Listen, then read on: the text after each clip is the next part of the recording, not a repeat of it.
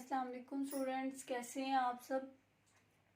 हम पढ़ रहे हैं साइंस का चैप्टर नंबर 9। उसका आज का जो टॉपिक है, लास्ट लेक्चर में हमने मेटल और नॉन मेटल में डिफरेंस पढ़ा था। आज हम पढ़ेंगे कि एटम क्या है। एटम और मॉलिक्यूल, इन दोनों को डिस्कस करेंगे। तो एटम की सबसे पहले डेफिनेशन देखते हैं कि एटम क्या है। An atom is a smallest part of an element that can exist and take part in a chemical reaction. कि एटम क्या है, किसी भी एलिमेंट का स्मॉलेस्ट पार्ट है, छोटा तरीन हिस्सा है जो कि एग्जिस्ट करता है, पाया जाता है और केमिकल रिएक्शन में हिस्सा लेता है। अगर हम इसकी हिस्ट्री की बात करें तो एटम का जो वर्ड है वो एटमॉस से निकला है, जिसका मतलब है इंडिविजुअल पार्टिकल। इंडिविजुअल का मतलब ये है कि जिसको हम मजीद डिवाइड नहीं कर सकते, जो तकसीम नहीं किया जा सकता। जितने भी एटम्स हैं या जितने भी एलिमेंट्स के ये जो एटम्स हैं, एक्सेप्ट हाइड्रोजन, हाइड्रोजन के अलावा सारे जो हैं वो और भी स्मॉलर पार्टिकल से मिलकर बने होते हैं। वो पार्टिकल्स हैं proton, neutrons and electrons. Protons जो हैं ये पॉजिटिव चार्ज के हामिल होते हैं, ये पॉजिटिव चार्ज रखते हैं। न्यूट्रॉन्स पे कोई चार्ज नहीं होता, ये न्यूट्रल होते हैं। और इलेक्ट्रॉन्स पे नेगेटिव चार्ज होता है। ये है एटम की डेफिनेशन। और उसके अंदर ये जो सब पार्टिकल्स हैं, प्रोटॉन्स, न्यूट्रॉन्स और इलेक्ट्रॉन्स। नेक्स्ट है न्यूक्लियस।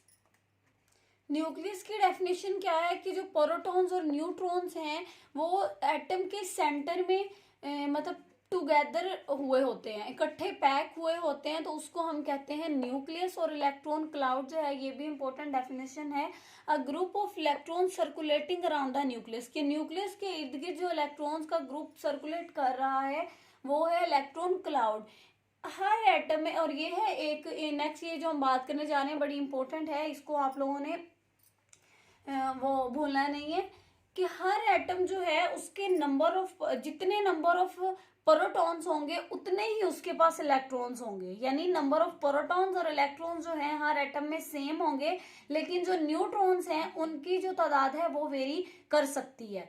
लेकिन और जो प्रोटॉन्स और इलेक्ट्रॉन्स हैं उनकी जो नंबर्स हैं ऑलवेज वो सेम होंगे।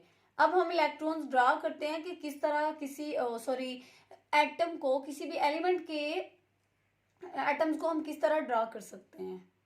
ये हमने एटम्स ड्रा किए हैं। ये हाइड्रोजन एटम है, हीलियम है, लिथियम है। हाइड्रोजन के पास सिर्फ एक प्रोटॉन होता है और एक ही इलेक्ट्रॉन होगा। ऑब्वियसली जब हमने पीछे ये बात पढ़ी है कि जितने किसी भी एटम के पास प्रोटॉन होंगे उतने ही इलेक्ट्रॉन होंगे।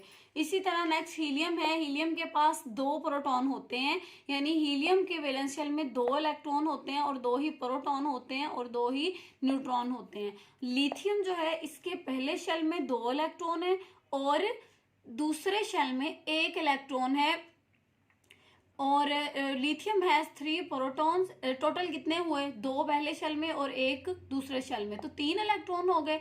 लिथियम के वैलेंस शेल में 1 इलेक्ट्रॉन है और इनर शेल में 2 इलेक्ट्रॉन है। टोटल इसके पास 3 इलेक्ट्रॉन है और 3 ही प्रोटॉन है और 4 जो है वो इसके पास न्यूट्रॉन्स हैं। नेक्स्ट हम देखते हैं मॉलिक्यूल। सबसे पहले उसकी डेफिनेशन है, molecule is made up of 2 और मोर एटम्स केमिकली ज्वाइन टूगेदर।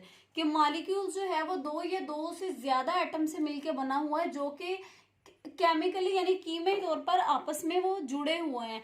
जैसे ये देखिए हमारे पास ये 2 ऑक्सीजन है, ऑक्सीजन एटम है, इन दोनों ने मिलके ऑक्सीजन का मॉलिक्यूल बनाया है।